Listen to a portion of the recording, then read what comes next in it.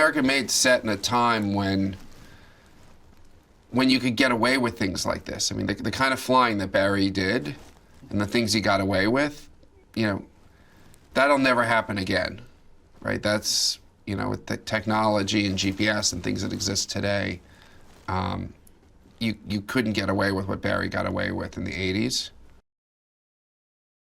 Barry was, you know, recruited by the CIA to do surveillance on communist activities in Central America and ultimately to start delivering guns to rebels in Central America who were fighting communists. And you know, there was a real agenda. It was the height of the Cold War. It was a real agenda of President Reagan to fight communism in our backyard. And they recruited Barry Seal to fly out of a little airport in Arkansas and start delivering weapons to the rebels in Central America.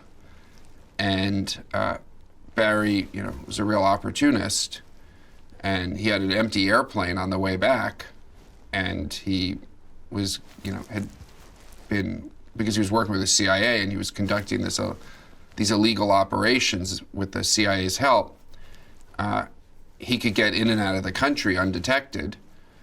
And, you know, there's no point flying back with an empty airplane. You know, might as well bring drugs back with it. And so Barry ended up, you know, working for both the U.S. government and for the Colombian drug cartel at the same time, and unbeknownst to the other. And he played both sides and became fabulously wealthy while he was doing it. But, you know, it was never about the money for Barry. You know, it was about the excitement and the challenge and really about the flying.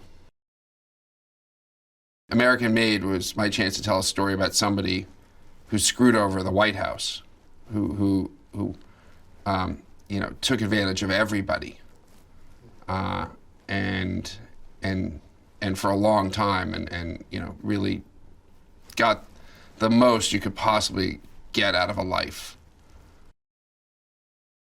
It was an amazing story, and I do love flying. I'm a pilot, and he was using airplanes to do, you know, some of the most outrageous missions. And, you know, the thing about the kind of flying that Barry Seal was doing in the early 80s, where, and he really is kind of like the UPS for illegal cargo, right? I mean, he didn't really care what was in the back of his plane. He just cared how heavy it was. And, you know, if it absolutely had to be there overnight and it was illegal, Barry Seal was your guy. He didn't care if it was guns the CIA wanted him to fly to rebels in Central America, whether it was cocaine that the Colombian drug cartel wanted him to fly to Florida. And he could just get it done.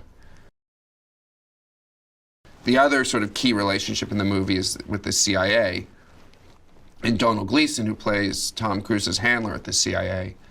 And, you know, I'm no stranger to the CIA and CIA handlers. And, you know, obviously the Bourne franchise, there's, you know, new handlers almost every movie. And it's, I was interested in coming up with trying to do something that's really original. And Donald was an amazing partner for that, because he plays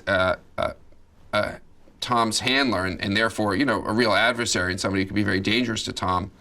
But he's in a cubicle, and he, you know, and I sort of posit this idea that maybe the most dangerous thing out there is someone working for the CIA who's in a cubicle who wants to move into an office, and like Tom, you know, is going to seize whatever opportunity and not let anything stand in his way. And if Barry Seal can help him get out of the cubicle and into the office, that's fine. And if Barry Seal's going to stand in the way, then, you know, Barry Seal's going to get chucked out. Hey there, movie fans! It's Vale here with a quick movie fact for you. Did you know that in the movie The Usual Suspects, Verbal Kint says the greatest trick the devil ever pulled was convincing men he didn't exist? This quote is from the French poet Charles Baudelaire, and it also appears in another movie featuring Gabriel Byrne and Kevin Pollak, End of Days.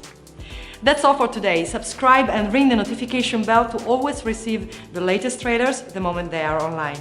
Bye bye, see you next time.